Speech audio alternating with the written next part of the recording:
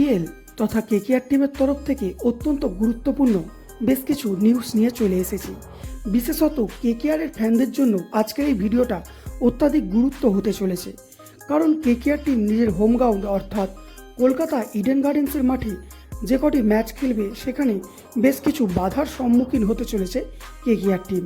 কী সমস্যা এসে দাঁড়িয়েছে কেকেআর টিমের কাছে সেটা জানাবো, কারণ কেকেআর টিমে এমনিতেই তো সমস্যা চলছে, কারণ হর্ষিত রানে এবং মাথিসা পাতিরানার মতো বোলার প্রথমের বেশ কিছু ম্যাচে থাকছে না।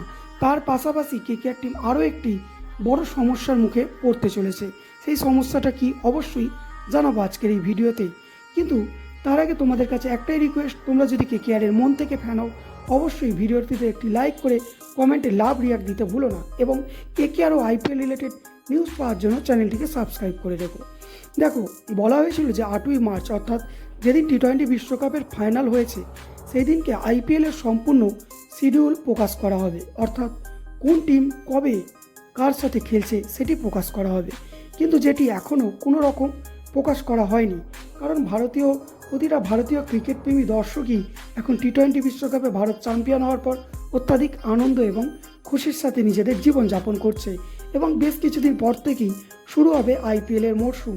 কিন্তু তবে বেশি দিন দেরি করতে চলছে না বিসিসিআই খুব শীঘ্রই আইপিএলের সম্পূর্ণ শিডিউল প্রকাশ করে দেবে, এবং তোমাদেরকে অবশ্যই জানিয়ে দেবো কোন টিম কবে কার সাথে খেলছে। দ্বিতীয় গুরুত্বপূর্ণ নিউজটা হচ্ছে কেকেআর টিমের জার্সি নিয়ে।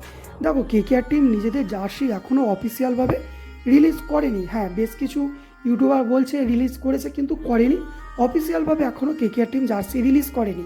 তো কেকেআর টিমের অফিসিয়াল জার্সি কী হতে চলেছে? তবে গোপন সূত্র অনুযায়ী জানা যাচ্ছে যে এবারে অফিসিয়াল জার্সিতে বেশ কিছু বড় পরিবর্তন দেখতে পাবে। হ্যাঁ, কালার তো যা ছিল একই থাকবে, কিন্তু কী সেটা পরিবর্তন সেটি জানার জন্য অবশ্যই চ্যানেলের সাথে তোমরা জুড়ে থাকো।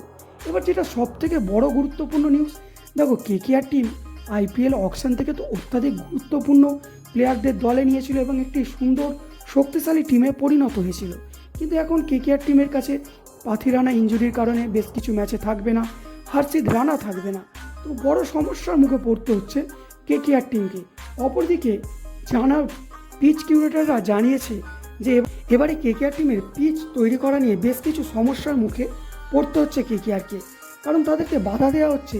তারা যে প্রথাগত পিচ করে, যে স্পিন পিচ, হ্যাঁ ইডেন একটি স্পিন ফ্রেন্ডলি ম্যাচ হয় তোমরা জানো, যেখানে কলকাতার বেনিফিট আছে। অবশ্যই যে কোনো টিমই তার হোম গ্রাউন্ডে বেনিফিট তোলার চেষ্টা করে, তো কলকাতা ইডেন গার্ডেন্সই কেনই বা তার ব্যতিক্রম হবে? তারাও চাইবে যে তারা স্পিন পিচ করুক এবং তার সুযোগ নিক, কারণ বরুণ চক্রবর্তী এবং সুনীল নারিনের মতো দুর্ধর্ষ দুই স্পিনার বোলার আছে কেকেআর টিমের কাছে। কিন্তু জানা হচ্ছে যে স্পিন পিচে বেশ কিছু সমস্যার মুখে পড়তে হচ্ছে কেকেআর টিমকে। পিচ কিউরেটররা সাথে কিছুটা ম্যানেজমেন্টের ঝামেলা হচ্ছে। তবে খুশির বিষয় এটাই যে সেই ঝামেলা খুব শীঘ্রই মিটে যাবে বলে জানা হচ্ছে, এবং বরাবরের মতো কেকেআর টিমের হোম গার্ডেন অর্থাৎ ইডেন গার্ডেন্স তোমরা খুব ভালো একটি পিচ দেখতে পাবে, যেখানে আশা করা যায় কেকেআর টিম কম করে 7 থেকে 8টি ম্যাচ নিজেদের জয়লাভ করবে এবং সেমিফাইনালের দিকে অগ্রসর হবে। এবং তোমরা কারা কারা চাও কেকেআর টিম এবারে চ্যাম্পিয়ন হবে অবশ্যই তারা কমেন্টে জানাতে ভুলো না। এই ছিল আজকের সম্পূর্ণ ভিডিও। এরকমই কেকেআর রিলেটেড নিউজ পাওয়ার জন্য চ্যানেলটিকে সাবস্ক্রাইব করতে ভুলো না। আশা করি ভালো আছে, ভালো থাকবে, দেখা হচ্ছে পরে।